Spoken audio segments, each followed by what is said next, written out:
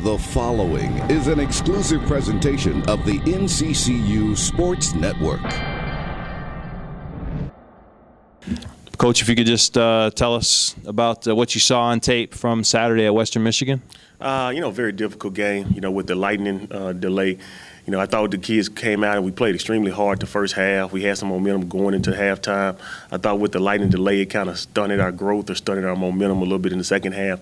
But I did see improvement, and that's one thing that we wanted to make sure that we accomplished from game one to game two is make sure we have that improvement. Our offensive production was a lot more. I think we almost had 300 yards in the first half alone. Second half, we came out, we hit another touchdown and got called back. So, we showed flashes that we could do some really good things against a quality opponent, and I was really pleased with. What was going so well in the first half that you saw? I thought, the first touchdown, we created a little momentum, and that really got our kids excited. And I think from there, they kind of calmed down, and they kind of got toned in a little bit more about what the game plan was. I think anytime you have the type of explosive plays, LaVontae Smith, 70-yard touchdown, and that's always going to be an energizer booster to everybody, not only fans, but also coaches and players on the sideline. I know you haven't been around the guys since you guys got back late and you haven't practiced yet, but from the bus ride back or just in the locker room, what's their mindset? What's the guys' mentality be like after these two big defeats? I think the biggest thing is we see what kind of team we could possibly be. With the second half performance against Duke, with our offensive performance, our first half against Western Michigan, we know that once we get into conference play, we can combine those two type of halves together.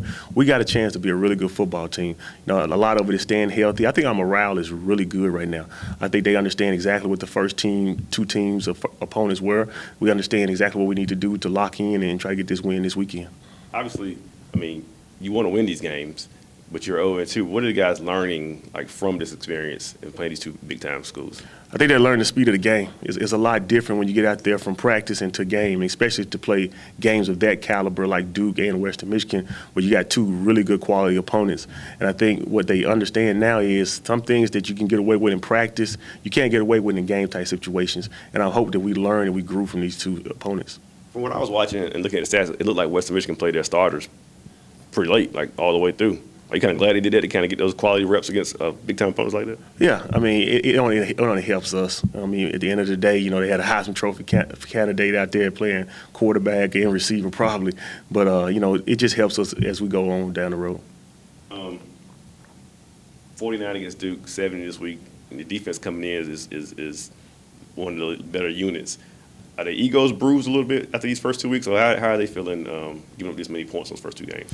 I think they just kind of see what it's going to take to be consistent going forward. I think the good teams in our league are the ones that's consistent, not the ones that just flash.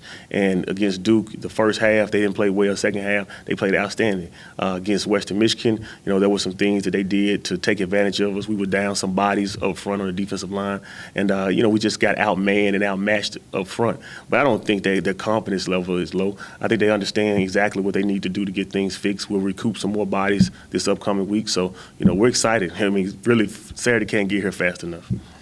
Is that because it's first home game, or it's just you guys just ready to play in front of your crowd? That's why you say you can't get here fast enough? Or is it a matter of just we're ready to show people who we really are? I think a little bit of both. I really do. I think, being on the road and that bus trip kind of took our toll on us. Now we're ready to get back home in front of our friends, in front of our families.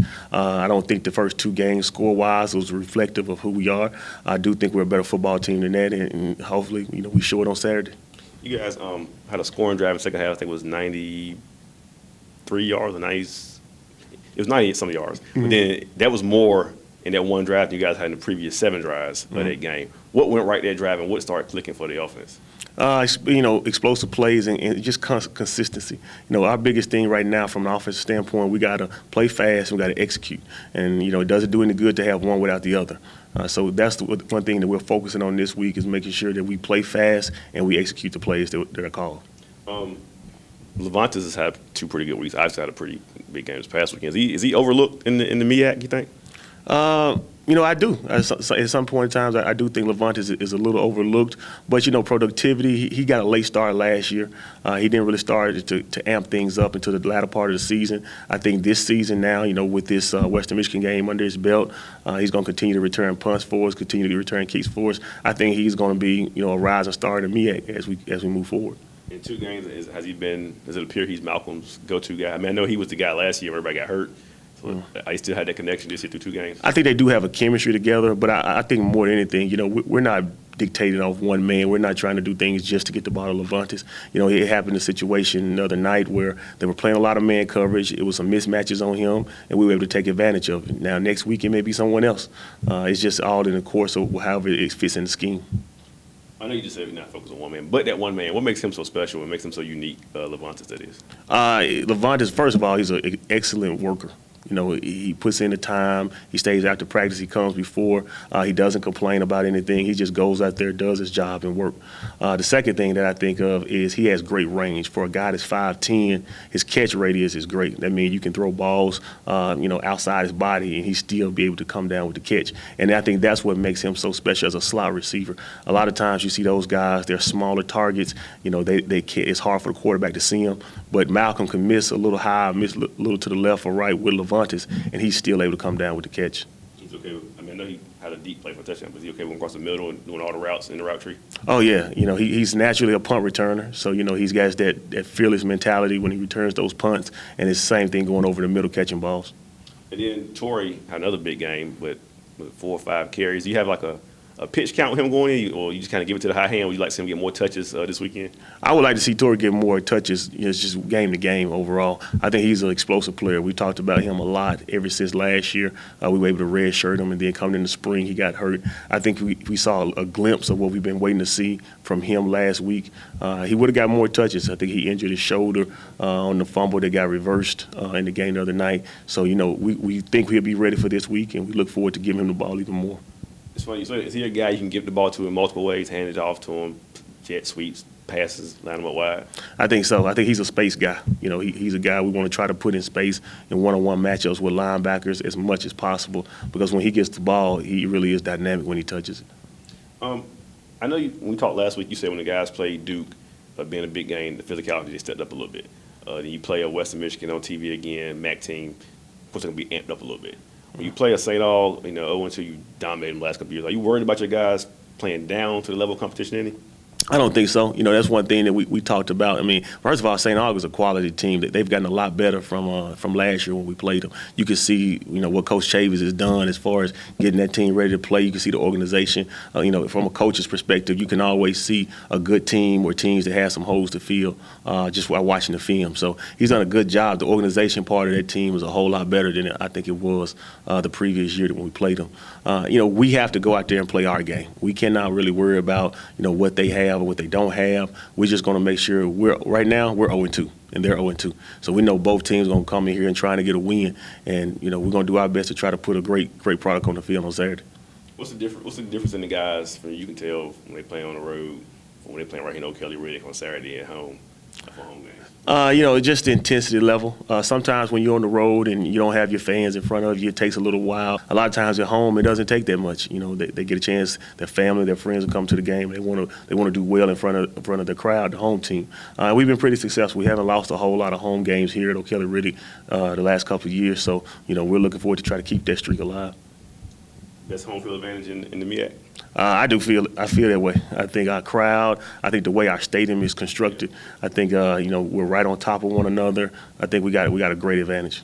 Did Malcolm play the whole way Saturday? Do you think he finally got into a groove a little bit better than he did against the Duke game? I think he did. He was able to hit some more explosive plays. We completed some more passes down the field. Even some of the throws that Malcolm made over the last couple of years, he hadn't made those throws. We threw a route to LaVontae in the first half that on a naked type bootleg that I was really impressed to see Malcolm throw.